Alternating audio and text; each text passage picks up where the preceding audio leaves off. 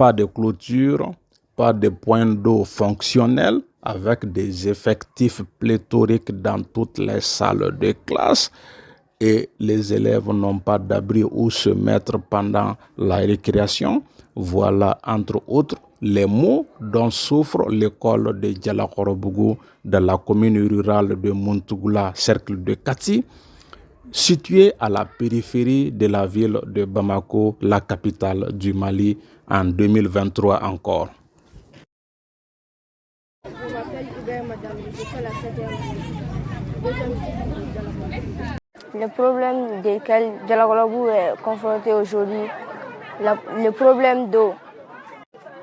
La cour n'est pas clôturée d'abord. Les gens passent en toute allure. On est trop nombreuses en classe. Il n'y a pas beaucoup d'espace en classe. On s'assied 4 ou 3 en classe. Je m'appelle Seydou Guino. Je fais la classe de 8e année à l'école de Djalakorobougou 2e cycle. On manque de classe.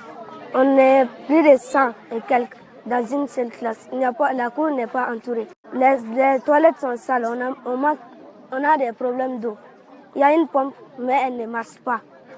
On va chercher de l'eau chez les autres personnes pour même essuyer les tableaux. Quand on va à la toilette, il n'y a pas d'eau.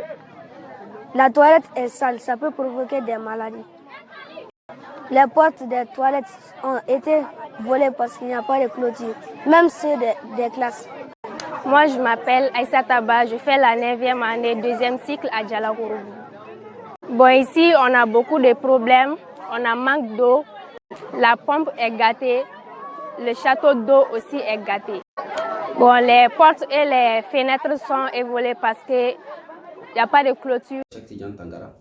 Je suis maître d'anglais à Djalakorobougou 2e cycle. L'école est confrontée à beaucoup de problèmes. Nous n'avons pas de clôture, ça c'est le premier problème. Et là aussi, le fait que nous n'avons pas de clôture, il y a encore d'autres problèmes qui sont liés à cela. Parce qu'il y a la divagation des animaux partout qui rentrent là-dedans. Nous avons tenté de planter quelques arbres, vous avez vous-même vu. Nous n'avons pratiquement pas d'ombre dans la cour de l'école.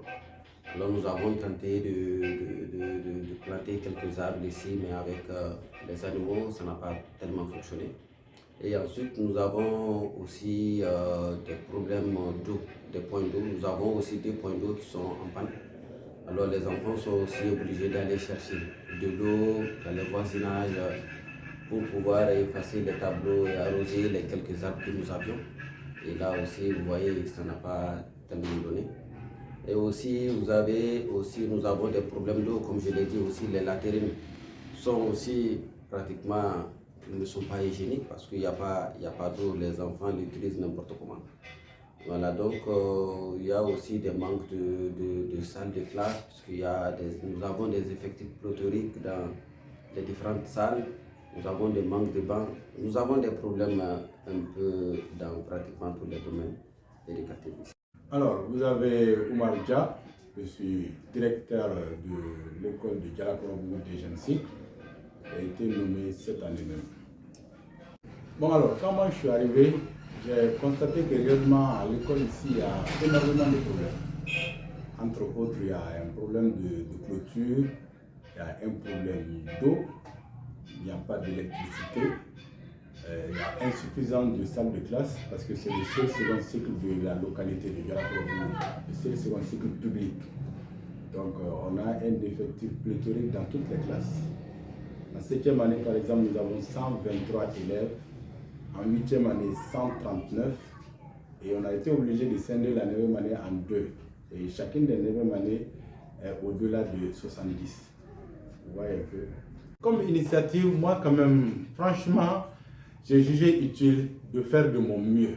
Et de mon mieux, c'est d'en appeler au sens du patriotisme de tout un chacun. Tous ceux qui vont voir cette vidéo, s'ils sont en mesure de nous aider, de le faire. Entre autres, j'ai entamé également d'envoyer des correspondances à certaines associations, notamment le mouvement Ambiko Batouli, de Fatmata Batoulignan, dont on les a adressé une correspondance pour le problème de clôture et le problème d'eau.